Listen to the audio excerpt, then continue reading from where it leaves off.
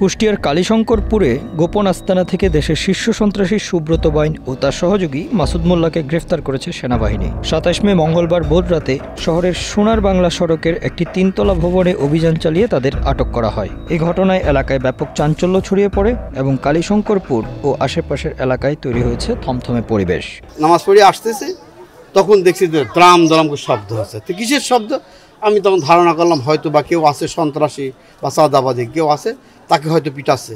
পরে বাইদা জানতে পারলাম যে দরজা মরজা ভাঙলো আর্মিরা। তারপরে ওদের কারকে যেন ধরে নিয়ে চলে গেল, একটা মাইক্রো নিয়ে আসলো, সেই মাইক্রো নিয়ে গেল আর আর্মির গাড়ি চলে গেল। ১.৫ মাস আগে মীর মহিউদ্দিনের ওই বাড়ির নিচতলা ভাড়া নেন সুব্রত বাইন ও মাসুদ মোল্লা।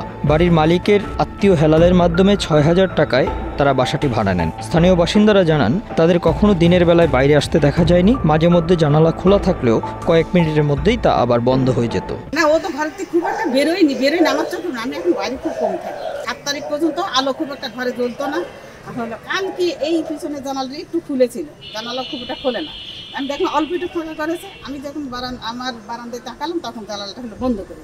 কুষ্টিয়া মডেল থানার ওসি মোশাররফ হোসেন জানান, তারা পরিচয় গোপন করে বাড়িটি ভাড়া নিয়েছিল। বর্তমানে তাদেরকে আইনের আওতায় আনা হয়েছে এবং এই ঘটনায় আতঙ্কিত হওয়ার কিছু নেই। সুব্রত বাইন দেশের শীর্ষ সন্ত্রাসীদের একজন। ঢাকায় তার বিরুদ্ধে অন্তত ৩০টি হত্যা মামলা রয়েছে। ২০০৩ সাল পর্যন্ত তিনি 7 স্টার নামে কুখ্যাত সন্ত্রাসী চক্রের প্রধান ছিলেন। ১৯৯১ সালে জাসদ ছাত্রলীগ নেতা মুরাদকে হত্যার মধ্য দিয়ে তার সন্ত্রাসী জীবনের শুরু হয়। Bangla affairs news desk.